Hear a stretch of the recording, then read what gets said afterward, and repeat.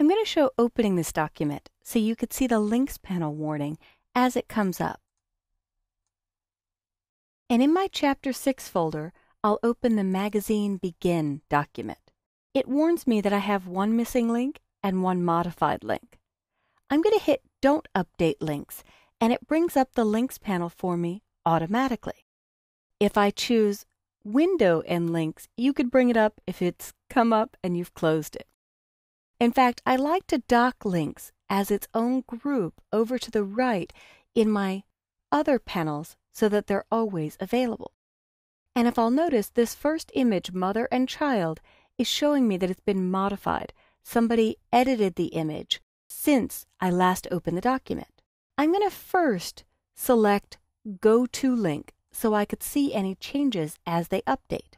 Then to the right, I'll choose Update Link. And I could see a color shift on this. They desaturated the image a bit. For this conductor image, the red hazard means it's missing altogether. So I will first go to the link to see what it looks like, and then hit Relink. And when I hit Relink, I can point to the missing image. I've actually put a missing folder for you in your Chapter 6 folder, where I can double-click on this conductor image.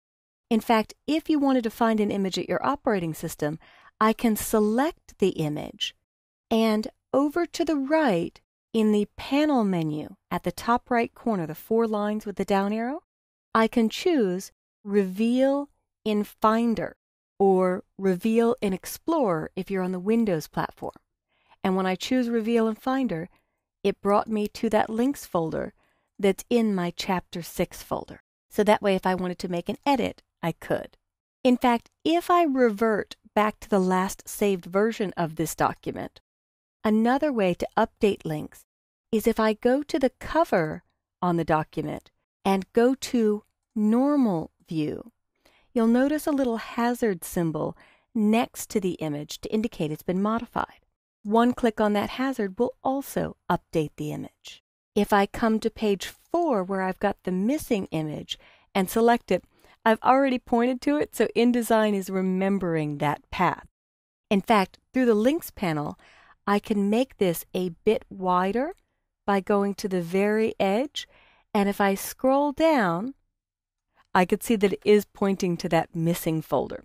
So it remembered that permanently. You can also see the original starting resolution, and if you've scaled an image up or down, what the printable resolution is. I'll check again back on the cover on this image, and you'll notice that it's locked. So let's look at page 8, and there's a few images here. With one click, I can go to Links and see the starting resolution, and then it's been scaled to the printable resolution. It's handy to see the printable resolution for all images all the time. So added to InDesign CS4 and all newer versions was the ability to turn on that effective pixels per inch or printable resolution. Through the panel menu, I can choose Panel Options. And in Panel Options, in the effective PPI column, I can check to show the printable resolution. Really, I don't care so much about actual PPI. Hopefully it started off at a high enough resolution. I care about the effective PPI, or the printable resolution. So when I check that on and hit OK, I could see that all of the images used in this document, with the exception of one, are high resolution. If I click the resolution column, it'll sort low res to high res, or click it again, high res to low res. So here on this baby and doll image, if I click on the page number, it brings me to that image, and I can see that it's been scaled to 127%. It started out at 240 pixels per inch, but since it was scaled up, I'm getting a lower effective printable resolution.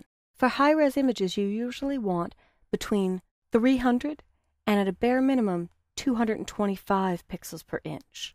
So I could click on the target for this image and set it back to 100%, and you'll see that I have to compromise with a smaller image in order to get that to fit. I'll do that in this case since I'm accepting the responsibility for this job, so I will hit Fit Frame to Content, make the container the size of the image.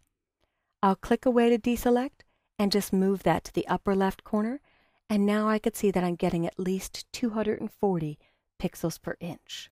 So through the links panel with any image you click on, you could click the number to the right and it will jump you to that page and where the image is used.